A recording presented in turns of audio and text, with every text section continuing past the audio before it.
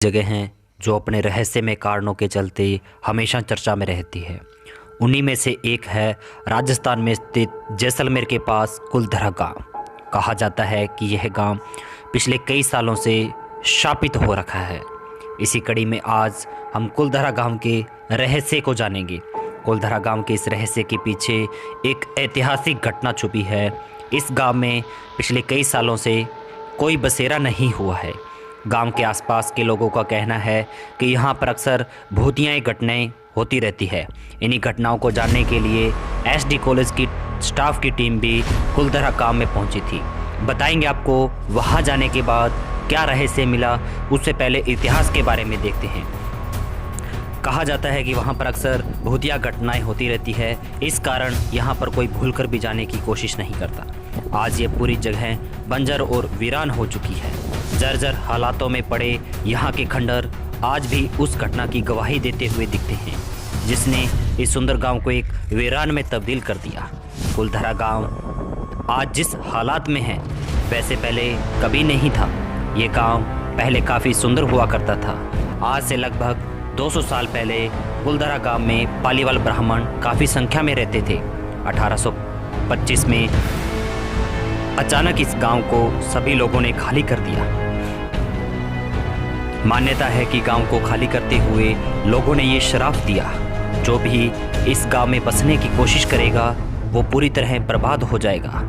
सुनने में आता है कि यहाँ पर कई लोगों ने रहने की कोशिश की लेकिन वो रह नहीं पाए। बताया जाता है वहाँ के स्थानीय निवासियों के द्वारा कि यहाँ पर कई लोगों ने रहने की कोशिश की और रहे भी, लेकिन वापस लौट कर नहीं आए। कहाँ गए इसके बारे में किसी को कुछ पता नहीं है। उस घटना के बाद से ये गांव अब तक वीरान पड़ा है। जब उन्होंने श्राप दिया था उसके बाद में यहाँ पर कोई नहीं रह रहा। आखिर ऐसा क्या हुआ था जिसके चलते पालीवाल ब्राह्मण और बाकी लोगों ने गांव को छोड़ते हुए ये श्राप दिया। इसे जानने के लिए हमें कुलधरा के इतिहास पर गौर करना होगा। जानते हैं कुलधरा गांव के इतिहास के बारे में। इस गांव को पालीवाल ब्राह्मणों ने सन 1291 में बसाया था। पालीवाल ब्राह्मण पाली के निवासी थे। वह सभी 11वीं शताब्दी में पाली से विस्थापित होकर राजस्थान के विभिन्न स्थानों जोधपुर, जैसलमेर, साथलमेर, बीकानेर आदि में आकर रहने लगे। उस दौरान कुलधरा काफ़ी समृद्ध गांव हुआ करता था। ये गांव हर सुख सुविधा में संपन्न था। यहाँ पर कई बड़ी हवेलियाँ हुआ करती थी। अचानक इस गांव में कुछ ऐसा हुआ जिसने सब कुछ बदल कर रख दिया। एक मान्यता के अनुसार यहाँ की रियासत के दीवान सालेम सिंह की नज़र गांव के ब्राह्मण की पुत्री शक्ति मैया पर थी। वह उसके साथ विवाह करना चाहता था। वहीं दूसरी तरफ गांव का ब्राह्मण अपनी पुत्री का विवाह किसी दूसरी बिरादरी में नहीं करना चाहते थे। ऐसे में सालेम सिंह ने गांव वालों को धमकी दी कि अगर वो शक्ति मैया से उनकी शादी नहीं करवाते तो वो पूरे गांव को तहस नहस करके रख देगा। ऐसे में गांव के सभी पालीवाल ब्राह्मणों ने पंचायत में ये निर्णय लिया कि इस गांव को छोड़ देंगे। उसके बाद सभी ब्राह्मण गांव को वैसे ही छोड़कर रातों रात वहां से चले गए। जाते वक्त उन्होंने ये श्राप भी दिया कि जो भी इस गांव में बसने की कोशिश करेगा वो पूरी तरह बर्बाद हो जाएगा। वहीं दूसरी कहानी की माने तो गांव वालों ने सालेम सिंह द्वारा अत्यधिक मात्रा में कर वसूले जाने से परेशान होकर गांव को छोड़ा। वहीं तीसरी कहानी जो थोड़ा वैज्ञानिक भी लगती है, उसके मुताबिक पालीवाल ब्राह्मणों द्वारा इस गांव को छोड़ने की मुख्य वजह सूखा और गांव में पानी के जल स्तर को नीचे गिरना था। हालांकि आज भी कई लोगों का कहना है कि इस गांव में श्राप के कारण भूतियाँ घटनाएं होती रहती है। वहाँ पर खाजूवाला स्टाफ की टीम, कॉलेज की टीम पहुंची।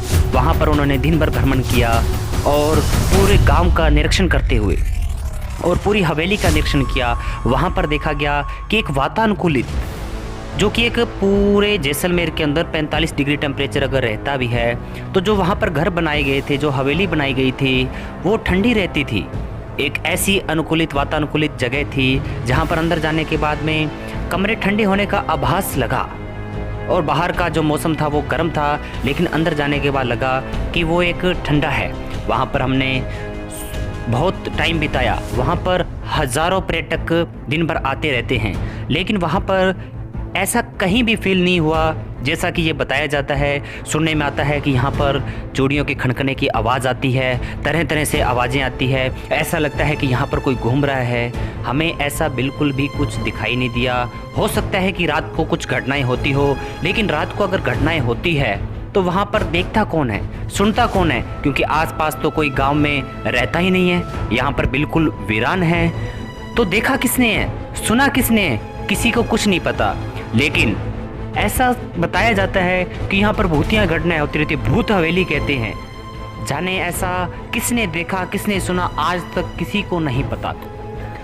वहाँ पर जब पाया, और यही लास्ट में पाया गया कि पालीवाल ब्राह्मणों पर काफ़ी ज़्यादा अत्याचार हुआ करते थे, भूकंप आने की घटनाएं और सूखा पड़ने की घटनाएं, जिस वजह से वहाँ पर लोगों का रहना आसान नहीं हो पाया, वहाँ पर जीवन यापन नहीं कर सकते थे। इस बार इस तरह से रातों रात वहाँ पर पालीवाल ब्राह्मणों ने छोड़ने का निर्णय किया।